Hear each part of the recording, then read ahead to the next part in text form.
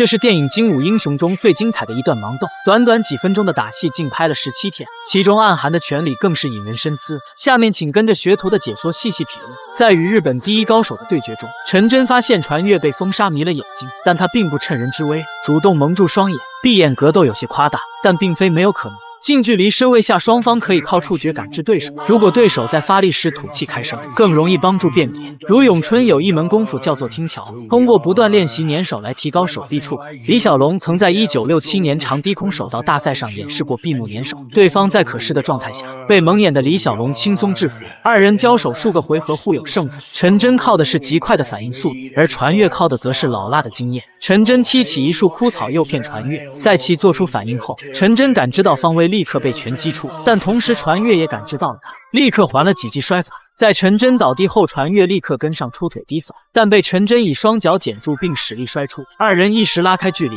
传月头势问路，以相同手法诱骗陈真，陈真闻声立刻出腿，传月抓住机会一记手刀将陈真劈腿，随后立刻跟上连续出拳。陈真在擒住传月左臂后，本想使出过肩摔，不料被传月摁住腰胯破解，同时传月前踢陈真小腿，并顺势后拉反摔，陈真凌空以腿法还击。这一顺势还击的动作启发了后来的很多影片。在电影《绣春刀》中有类似一幕，赵敬忠向下使力，同时出脚踢沈炼右腿，欲使摔技将其摔翻，而沈炼反顺势将其兵器踢脱，打破了僵持局面。随后二人比拼起了擒拿，在蒙眼状态下，擒拿是降服对手的有效手段。传月经验老道，锁手腕和锁脖梗的手法都很难挣脱，但拳怕少壮，陈真使力反擒拿将其破解，同时使出摔技，而传月以一个凌空侧翻挣脱陈真束缚，并顺势擒住其右手反摔，陈真同样以侧翻避开，同时出腿将传月扫倒，再跟上挥出一拳后立刻使出擒拿手，传月以乌龙脚柱勉强起身挣脱束缚，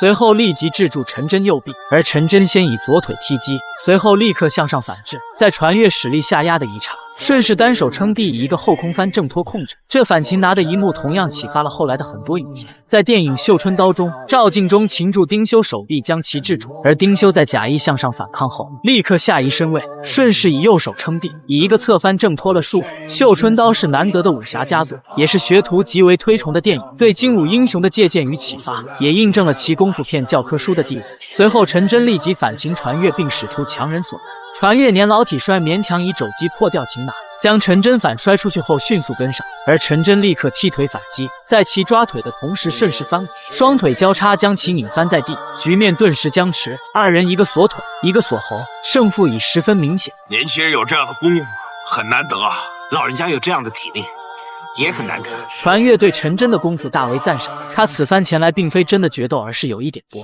中国人的武功是强调个人的修为，而不注重实战。你今天有这样的表现，可以说是一种突破。积极的目标是讲求击倒对方。你完全错了，年轻人，我告诉你，要击倒对方，最好的方法就是用手枪。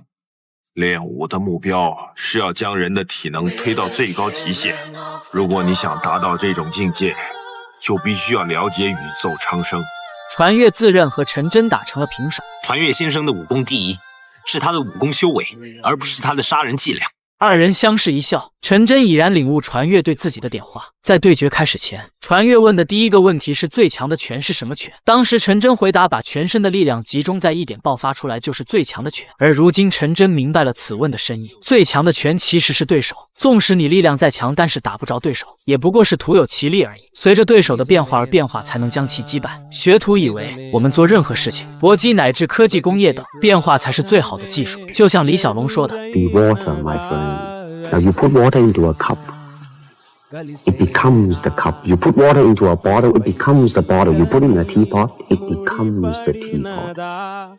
Be water, my friend. 这与道家的上善若水不谋而合。传月问的第二个问题是最强的防守是什么？当时陈真回答最强的防守是进攻。如今他明白了此问深意，最强的防守其实是心理。格斗的双方谁的心理先崩溃，谁的防守也就先瓦解。对决开始时，传月并不着急出手，而是三番五次扰乱陈真士气，导致了他的心浮气躁与轻敌，于是乎连吃了传月几记重击。学徒以为我们在面对工作和学习中的挑战时正是如此，不管是晋升考试还是自由择业等，最强的防守就是心理。只要我们能保持气定神闲，就永远不会输。到最后，传月问陈真练武的目标是什么？陈真回答技击的目标是讲求击倒对方。现在他幡然醒悟，因为功夫再强也没有枪炮强，搏击并不是为了简单的获胜，而是一种自我追求与自我价值的体现。学徒以为我们做任何事情都不能只有功利心，人生不过区区3万天，当离开时我们带不走这世界的一丝一毫，能带走的只有比出生时更高层次的灵魂。传月临走时出言提醒陈真，现今虹口道场的第一高手乃是被称为机器人的藤田刚，此人一身横练精武，出手更是残忍无道，陈真将迎来他此生最危险的一战。